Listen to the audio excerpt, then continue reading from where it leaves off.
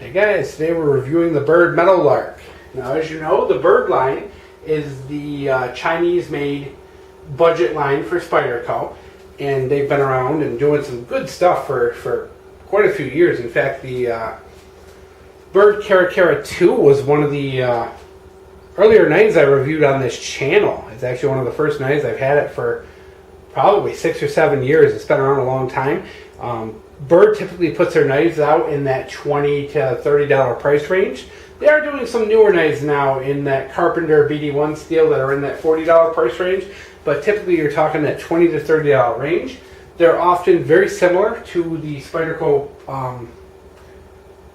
they're usually similar to another Spyderco knife, but just done in the Byrd line as a more inexpensive option. They're not clones, so a lot of people say, oh, they're clones, don't buy them. Nope. Byrd is a subsidiary of Spyderco. It is their property. They're just that Chinese line. So you are not ripping off Spyderco by buying a Byrd. They have the different eye-shaped opener, the Byrd opener. But they're very similar. You're going to get the lockbacks, FRN handles. This one here is a very close replica of the Delica. It's a 3-inch blade, 2.5 ounces, same handle length, same blade length. Very, very similar to the Delica, except you're paying around $15 to $20 for it. 8CR13 MOV steel, so it is a downgrade on the steel. Now, 8CR13 MOV, if you're not familiar, do not believe what 90% of the people out there say. It is actually a very good steel. There are just so many people out there who've done edge retention tests, and if you don't believe me, check it out.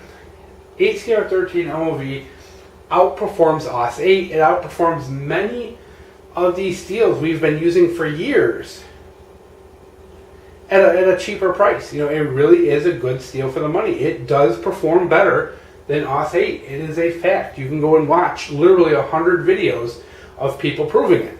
So, it's one of those things that people are like, oh, it's a cheap Chinese steel, but yeah, but it performs. It can be cheap all at once. If the value's there and it performs, it's all that matters. All right, rant over. So, big addition, difference between this and the Delica, it does have the forward finger choil. Similar, 4-position clip. The clip is pretty much the same as the Delica too. A little different texturing on the FRN handle. Lock back, jimping. Jimping's all the same. Very, very similar. Definitely not as smooth as the Delica. This thing is, you got to tighten the pivot up in order for, with this knife, it's just a matter of just being a quality difference between the knife. You have two options, which is this thing being very tight, or if you loosen it up to the point where you can flick it open, you're going to introduce some blade play. I would prefer not to have the blade play, but overall, the lock is pretty smooth. It opens, like you flick it and you're going to get it like 90% of the way. Add a little wrist and it will flick open. It's not, that you can't. You're just going to have to use a little wrist in it. The Byrd hole actually fits my thumb very well. You can see without a little wrist flick, oh, I got it that time. You're only going to get it maybe half the time without the wrist. But add a little wrist and you got it. So, smooth lock back, fairly smooth. You can adjust the pivot how you like. Some people are okay with a little blade play in order to do that out. I have taken this apart and cleaned it and lubed it as well, just so that. I've had this knife a while actually. It kind of keeps getting pushed back on the review pile because I have new and more exciting things out there. But yeah, overall it's a really nice knife. I really like it for the money, and we'll show you alongside. Here we have the Gonzo version, which is the F759M.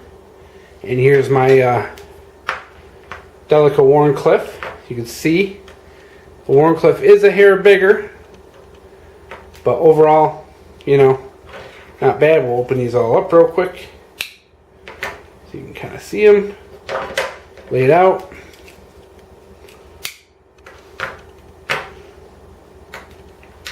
Yeah, let's do it like this. And then we'll get out of here, guys. And you can tell, you're just going to hear the quality difference when I open this. Yeah. How much smoother that is, how much easier that opens. Yeah, I mean, when in the end, when you buy a Spyderco, you're paying for the quality. You're getting that quality. You know, you're not going to get that with a $10 or a $20 knife, obviously. But in the end, if you got $20 and you want a Delica, this is a great option. Of course, the Gonzo is a great option as well. I'll put links to both. In fact, I'll put links to all three. You know, support Spyderco, guys. You know, if you got the money, you're not going to go wrong with a Spyderco. But if you can't, you know, the Byrd is still supporting Spyderco at a budget price, or you can go with the Gonzo. You know, in the end, if you really like the Delica, you only got $10. You know, you can live with buying a clone. Take a look at the Gonzo. Up to you guys. It's your gear. It's your money. Overall, they're all very well built. They're all very well for the price. As far as I'm concerned, if you can afford it, get yourself a Delica. If not, these are very capable, very well built, good budget options. No matter what anyone says, no matter how much people want to put it down because it's made in China, I don't care. They're built well, they're tough, they're decent steels. End of story. Hope you guys enjoyed.